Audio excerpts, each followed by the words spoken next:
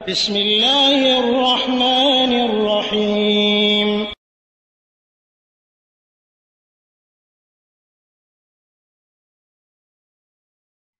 এক ভাই প্রশ্ন করেছেন যে আমার বড় 4 ভাই, তারা সৎ ভাই, তো ফুফুদেরকে জমির ভাগ দেবে না বলে বা সম্পত্তির ভাগ দেবে না বলে দাদির কাছ থেকে জোর করে লিখে নিয়েছে, আমাকেও কোনো ভাগ দেয়নি। তো এদের কোনো শাস্তি হবে কি না? দেখুন, মানে হুকুকুল ইবাদ, বান্দার হক, এটা খুব মারাত্মক জিনিস। মানে এমন মারাত্মক জিনিস যে যদি কেউ অন্যের হক নষ্ট করে, শুধু সম্পত্তি নেওয়াই কিন্তু হক নষ্ট করে না, বিভিন্নভাবে হতে পারে, অন্যের প্রতি জুলুম করে, তো ওই ব্যক্তি যত সময় তাকে ক্ষমা না করবে ততক্ষণ কিন্তু আল্লাহ ক্ষমা করবেন না। তওবা করলেও আল্লাহ ক্ষমা করবেন না, হজ করলেও আল্লাহ ক্ষমা করবেন না, জিহাদ করলেও আল্লাহ ওই পাপ কিন্তু ক্ষমা করবেন না। তো সে কারণে হুকুকুল ইবাদ, বান্দার অধিকার, বান্দার হক খুব মারাত্মক ব্যাপার। আমাদেরকে খুব সজাগ থাকতে হবে এই বিষয়গুলোতে। তো আপনি বলেছেন যে তাদের শাস্তি হবে কি না? শাস্তি হবে, মানে অবশ্যই শাস্তি হবে। এবং মানে আপনার ফুফুরা বা আপনি বা যাদের অধিকার আছে সেই সম্পত্তিতে, তারা যতক্ষণ ক্ষমা না করবে ততক্ষণ পর্যন্ত কিন্তু তার কোনো ক্ষমা বা তাদের কোনো ক্ষমা হবে না।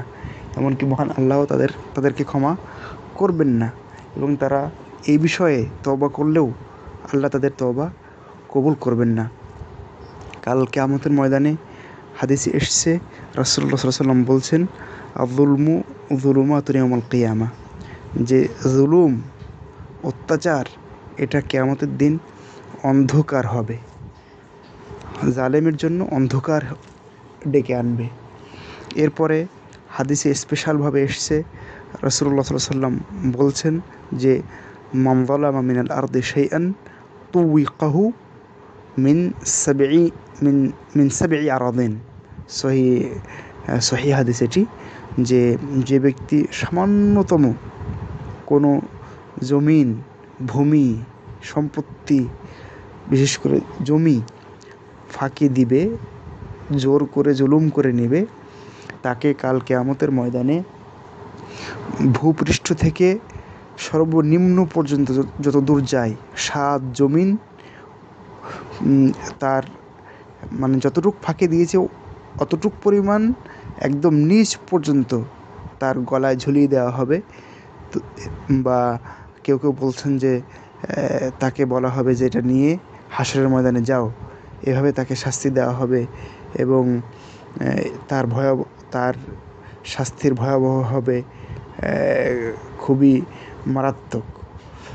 যাই হোক, এরপরে আপনারা জানেন যে হাদিসুল মুফলিস, যে ব্যক্তিকে কাল কিয়ামতের ময়দানে উপস্থিত করা হবে, তার সাথে সালাত থাকবে, যাকাত থাকবে, সিয়াম থাকবে, কিন্তু সাথে এমন কিছু লোক থাকবে, সহিহ মুসলিমের হাদিস, যাকে সে গালি দিয়েছে, যাকে সে অপবাদ দিয়েছে, যাকে সে মেরেছে, যার রক্ত সে ঝরিয়েছে।